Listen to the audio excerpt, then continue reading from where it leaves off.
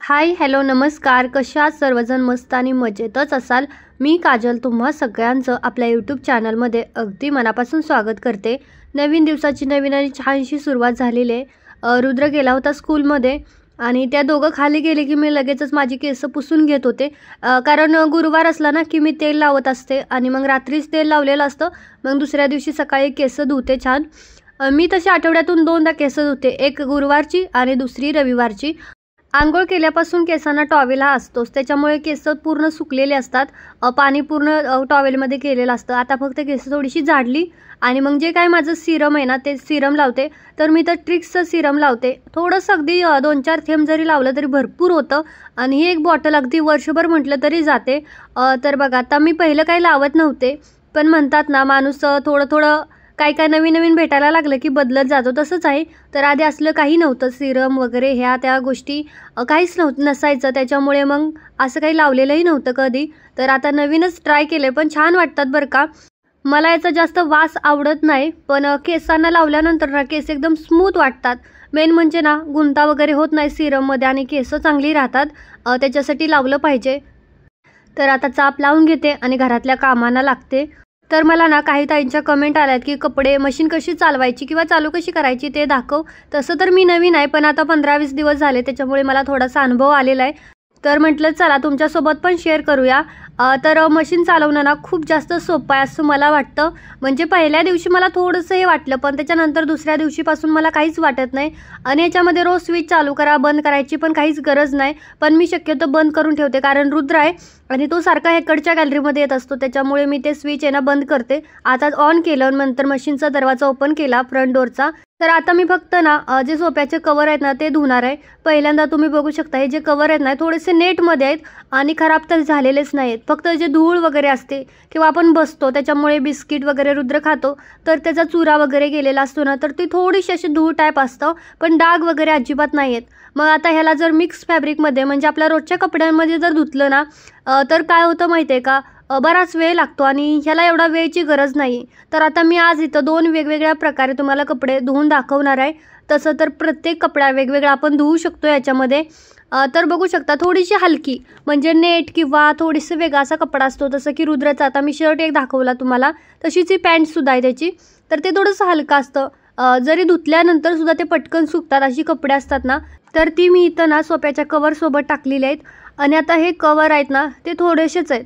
आता ह्याच्यासाठी जर मी इथं मिक्स फॅब्रिकमध्ये टाकलं ना तर याला बराच वेळ घेईल. तर इथं लिक्विड आणि डिटर्जंट काही टाकू शकतो. मी तरी अजून डिटर्जंट यूज करते, मला लिक्विड आणायचं आहे पण जाणं झालेलंच नाही आहे. तर माझी LGची मशीन आहे, 8 किलोची आहे. तशी मी सुरुवातीला ज्यावेळेस घेतली तेव्हा दाखवलेलीच होती. तर आता पुन्हा एकदा तुम्हाला जवळून दाखवते. तर ही जो पूर्ण सायकल आहे ना ती स्टीम सायकल आहे.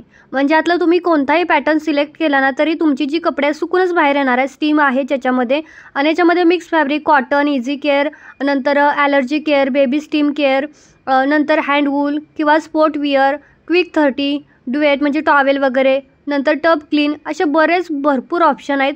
आणि मेन म्हणजे सगळे स्टीम सायकल आहे त्याच्यामुळे. आणि इकडची जी साईट आहे ती सगळी टच आहे, म्हणजे टच केलं की त्याच्यावरती क्लिक होतं मोबाईलसारखं. तर आता मी इथं ना सोप्याचे कवर टाकलेत. आता नेहमी आपण काय करतो ना मिक्स फॅब्रिक यूज करतो. तर आता मी पहिल्यांदा मशीन ऑन केली, ऑनचं बटन दाबून. आता इथं ना लाईट होते जिथं आपल्याला क्लिक करायचं आहे ना त्याच्यावरती. आता आपण काही एवढी मोठी लोक नाही आहोत की कॉटनचं वेगळं टाका, इझी केअरचं वेगळं टाका वगैरे, एवढं काही करत बसायची गरज नाही. तर सगळ्यात आधी मी मिक्स फॅब्रिकवरती क्लिक केलं आणि त्याच्यानंतर आता ऑन करते. आता ऑन झाल्याच्या नंतर बघा डोअर जर तुमचा व्यवस्थित पॅक झाला असेल तर इथं लॉकचं बटन येतं. पॅक नसेल झाला तर लॉक होत नाही आणि मशीनसुद्धा चालू होत नाही, असा आवाज देते की काहीतरी चुकते म्हणून. तर आता इथं लॉक झालेलं आहे आणि मशीन पण लगेच फिरायला लागली, तुम्ही बघू शकता.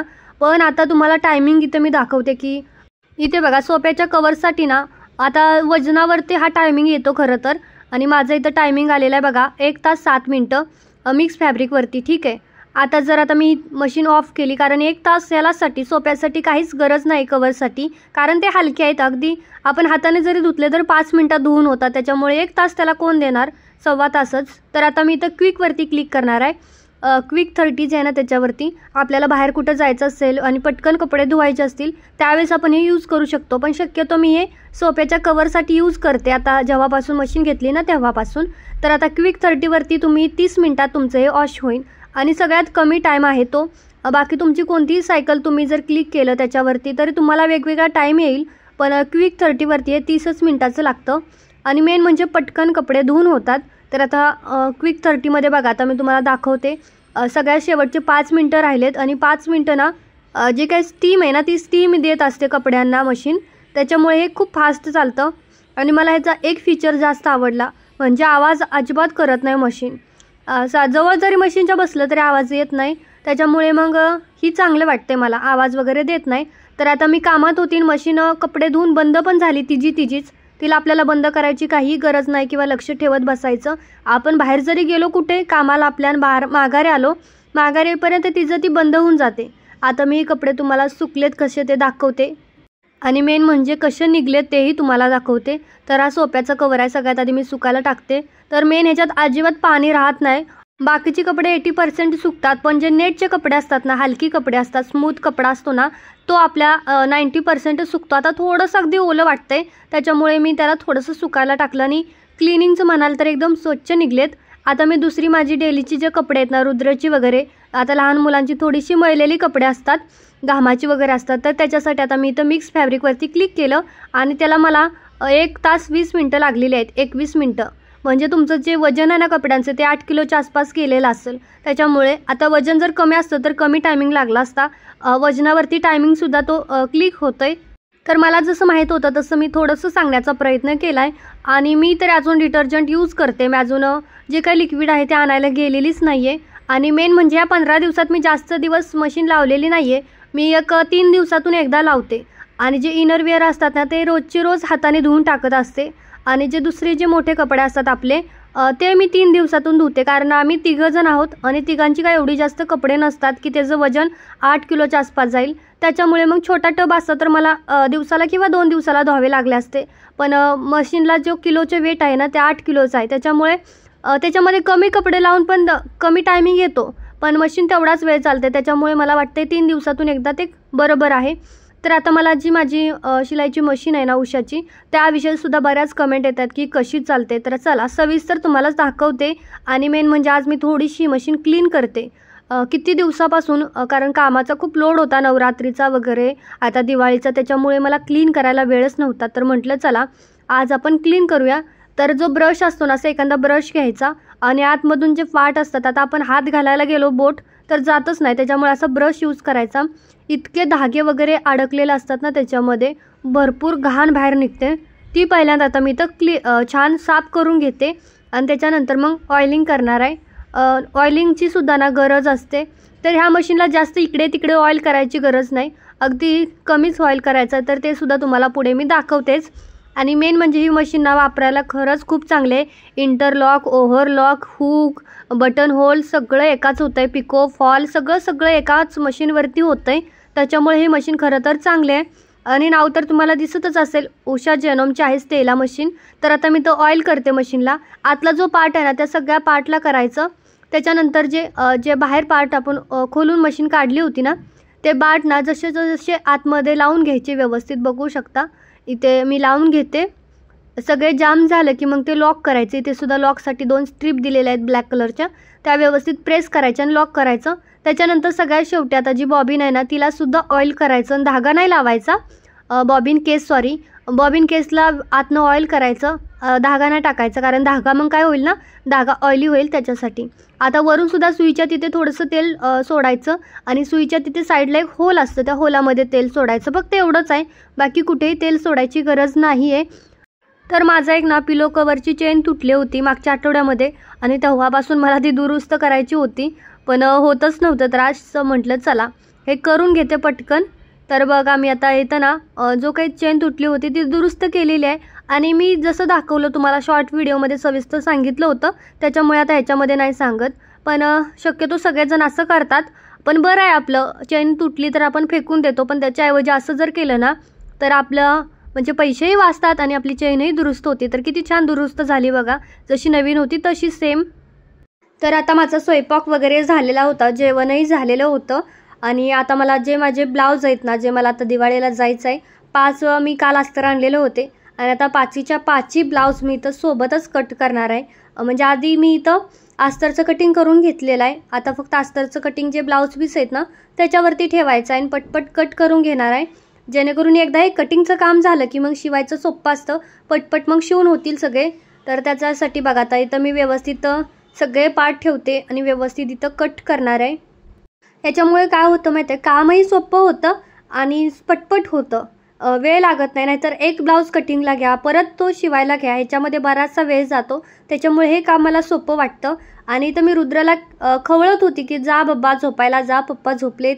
पण नाही, त्याला माझ्यासोबत झोपायचं असतं. काय माहीत त्याला पप्पासोबत झोपायला आवडत नाही, कारण नाईट शिफ्ट असली की ते घरी असतात.